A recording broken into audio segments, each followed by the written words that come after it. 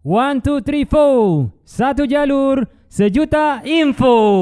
Assalamualaikum warahmatullahi wabarakatuh. Pemirsa, kita bertemu lagi di podcast Jalur Info.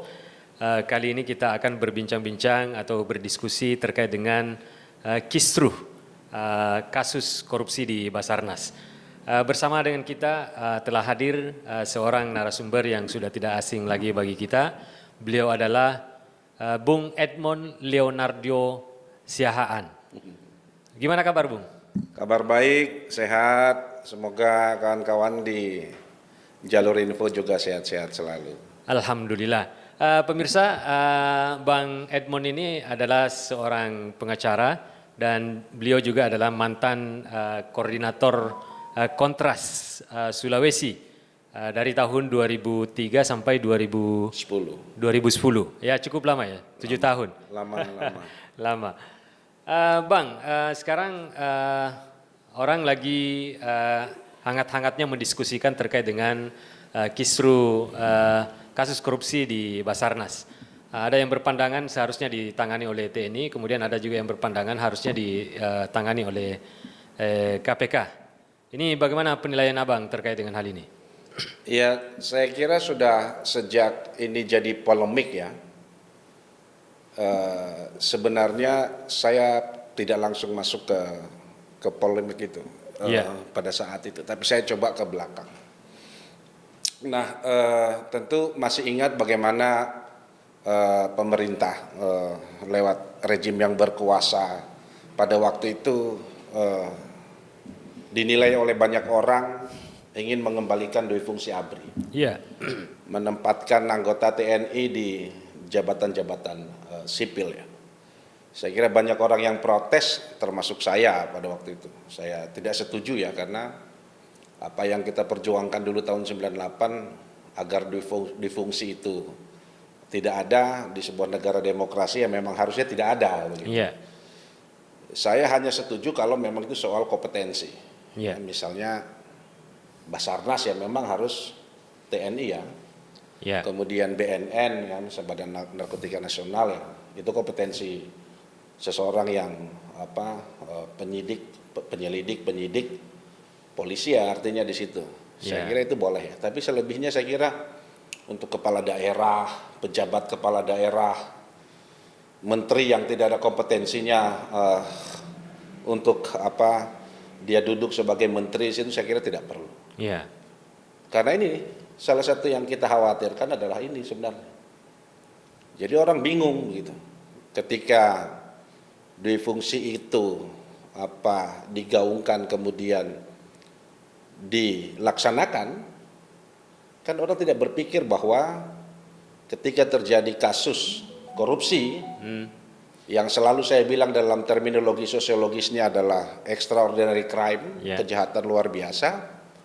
Orang tidak berpikir bahwa kalau terjadi misalnya begini, seorang ya persis seperti sekarang, seorang anggota TNI aktif, berpangkat tinggi, perwira tinggi, terlibat kasus korupsi, terus penegakan hukumnya seperti apa? Orang berdebat soal itu sebenarnya. Yang bagi saya itu bukan perdebatan sebenarnya. Itu bagi saya sudah clear ya soal itu. Tapi yang harus kita pikir adalah ini jadi pengalaman kepada rejim berkuasa saat ini maupun yang akan datang di pemilu yang akan datang, bahwa sudahlah hentikan mengembalikan dui fungsi itu. Pun kalau mau mengembalikan dui fungsi ya tadi karena kompetensi ya saya sebut. Tapi itu pun harus diikuti dengan penjelasan-penjelasan yang lebih singkat. Misalnya begini. Ketika Anda seseorang menduduki anggota militer aktif, menduduki jabatan sipil, maka dia harus dipensiunkan di jabatan militer. Kenapa? Supaya tidak ada perdebatan yang kontraproduktif bahwa hukum militerkah yang dipakai, hukum sipilkah yang dipakai, pengadilan militerkah yang dipakai, atau pengadilan sipilkah yang dipakai. Begitu. Jadi untuk ini jadi pengalaman supaya energi kita, energi bangsa ini, energi pejabat politik hukum dan HAM di Republik ini jangan tersedot di hal-hal yang perdebatan yang kontraproduktif menurut saya. Ya. Nah, kira-kira apa kelebihan dan kekurangan jika misalnya kasus Basarnas ini ditangani oleh TNI atau ditangani oleh KPK? Ya, bagi saya pemberantasan korupsi itu kan sudah jelas, ya, bahwa tindak pidana korupsi itu ada lembaganya, ada lembaga anti rasuahnya, ada undang-undangnya, undang-undang tentang tindak pidana korupsi tahun 2004, kemudian tunduk pada peradilan umum, Ya. begitu. Jadi ya kalau orang misalnya menyebut misalnya ya tentang peradilan militer, Undang-Undang nomor 31 tahun 97 tentang peradilan militer. Ya. Kemudian di depannya itu tadi saya sebut ada undang-undang anti korupsi ya, undang-undang pembentukan KPK misalnya Ya. 2019, kemudian undang-undang tindak pidana korupsi. Maka kalau orang hukum begini, Ya. orang hukum itu harus pasti dia paham asas. Ya. Dia paham asas. Nah, kalau dari pemberlakuan undang-undang itu, maka orang hukum pasti mengerti yang namanya asas lex posteriori derogat lege priori. Ya. Jadi undang-undang terdahulu dikesampingkan dengan undang-undang yang berlaku kemudian. Iya. Itu yang saya bilang tadi, undang-undang tentang peradilan militer, dia harus tunduk pada Ya. Jadi Anda melihat tindak pidana korupsi. ya, jadi Anda melihat bahwa harusnya kasus ini ditangani oleh Segala macam tindak pidana korupsi itu harus tunduk pada undang-undang pemberantasan tindak pidana korupsi.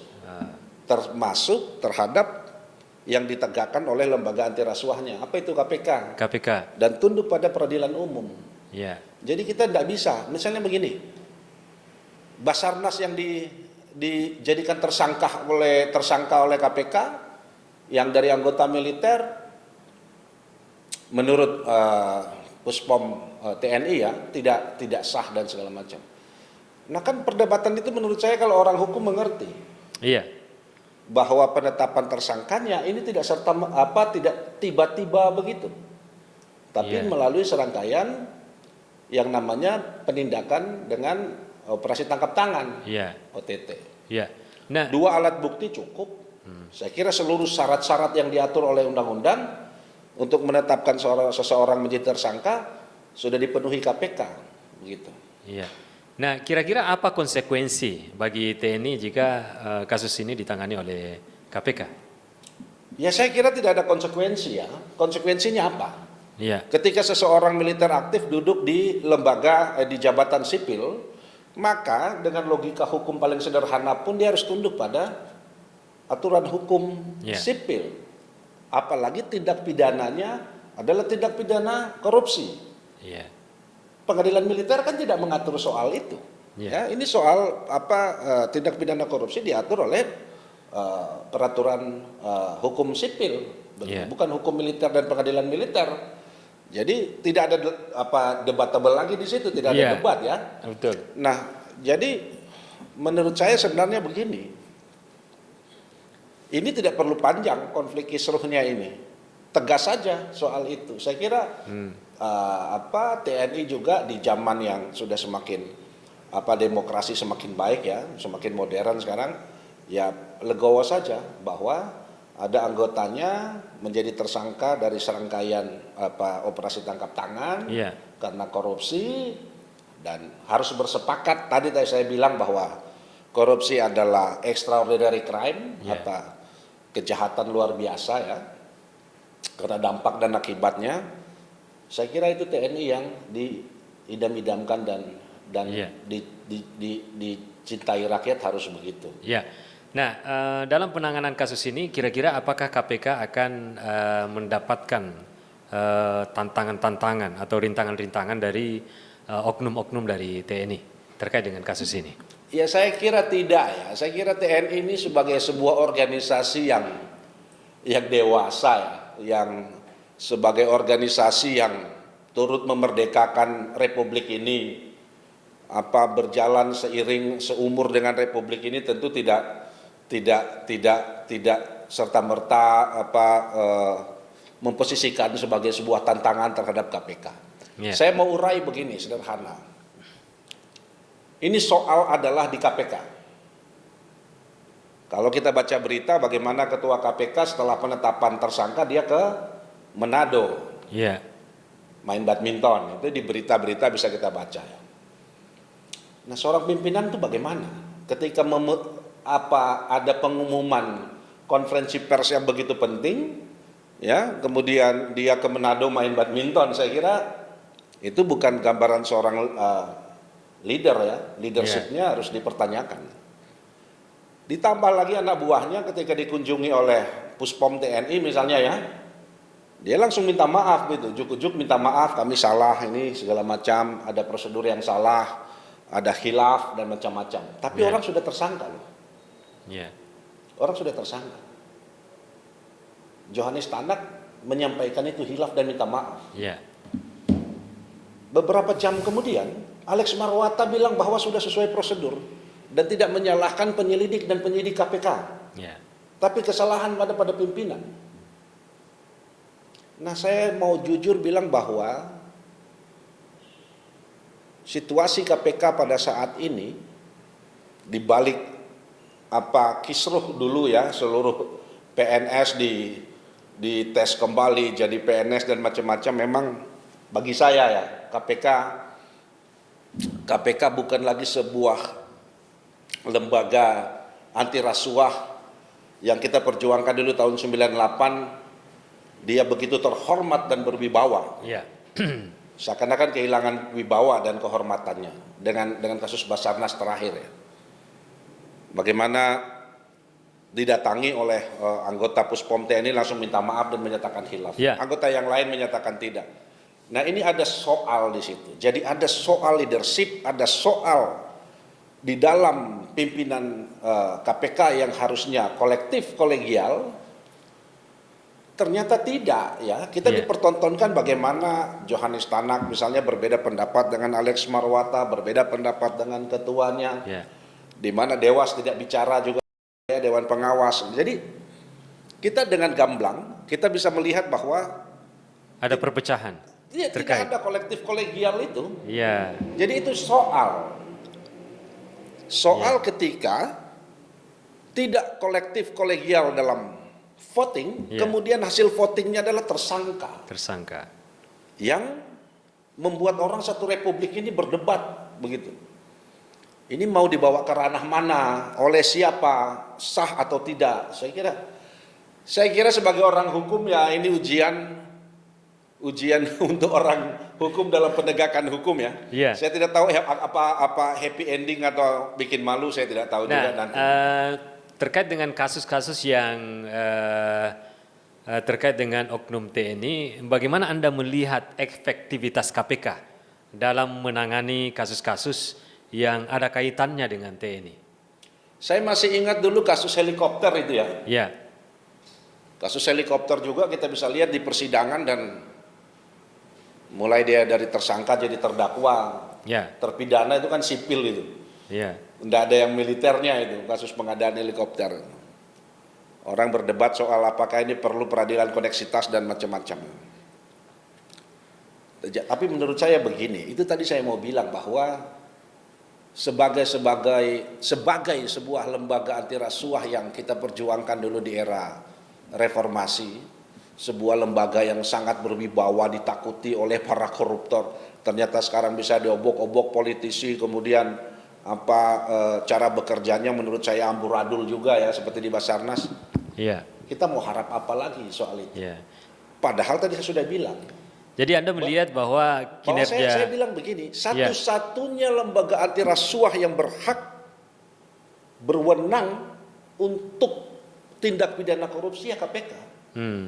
Dia punya jaksa, dia punya undang-undangnya, apalagi begitu. Jadi, tapi itu kan semua menjadi sia-sia, hanya soal leadership, soal keberanian, soal-soal teknis misalnya bagaimana harus kolektif kolegial tapi tidak dilakukan. Akhirnya sesuatu yang begitu kita idam-idamkan, sesuatu yang kita punya ekspektasi begitu besar, ambruk. Saya pribadi melihat ambruklah KPK sudah. Ya. Makin lama makin ambruk. Ya, nah Anda mengatakan bahwa wibawa KPK ini makin lama makin menurun ya. Nah kira-kira apa faktor yang menyebabkan semakin memudarnya ini wibawa KPK menurut Anda? Ya saya kira di periode pengurus KPK yang sekarang ketika mereka pertama kali dilantik kan tentu kita masih ingat bagaimana DPR mengobok-obok KPK itu. Iya. Bahwa pegawainya harus dites semua pegawainya harus PNS dan macam-macam lah itu. Ya. Iya. Soal dia lolos wawasan kebangsaan, tidak lolos wawasan kebangsaan, kemudian ya campur tangan, saya kira campur tangan politik pertama. Iya. Itu yang merusak. Iya. Yang kedua, saya mau bilang bahwa di pemerintah sendiri, di jajaran pemerintah yang berkuasa, rejim yang berkuasa pun tidak klop. Iya. Misalnya ya, bagaimana ada seorang menteri koordinator bilang bahwa OTT tidak efektif. Ada juga menteri koordinator yang satu bilang OTT efektif. Iya. Ada juga yang lain bilang begini, ada yang lain bilang begitu. Itu dua soal.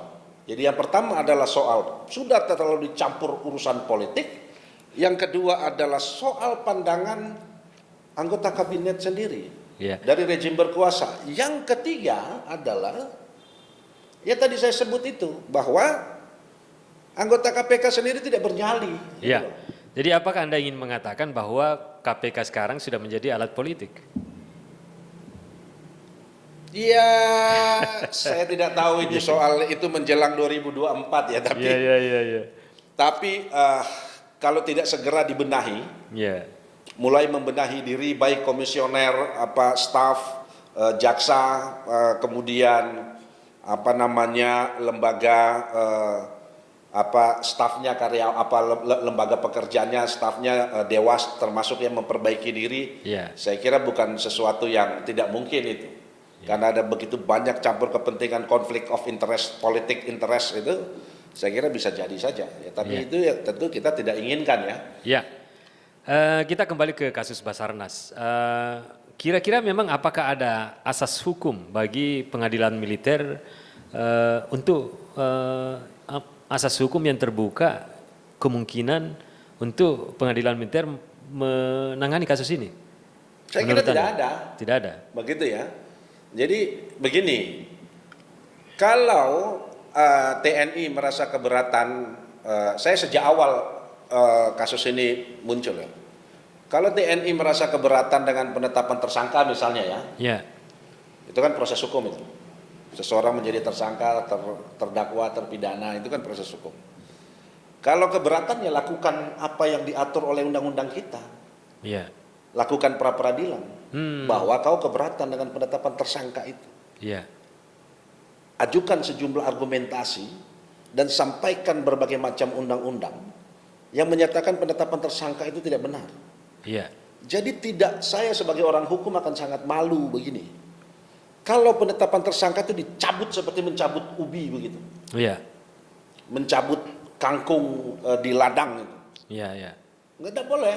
Ada proses hukum di situ. Ada. Ya diuji di situ. Iya. Penetapan tersangkanya sah atau tidak. Kalau tidak sah maka dia pasti menang di pra-peradilan. Tapi kan seharusnya yang mengajukan pra-peradilan ini kan adalah oknumnya, maksudnya bukan lembaga yang. Iya, saya kira kan lembaganya yang keberatan. Kita tidak pernah mendengar suaranya dua orang yang menjadi tersangka ini kan, begitu. Ya, lembaganya yang ini, yang meminta ya. Yang meminta. Iya. Iya.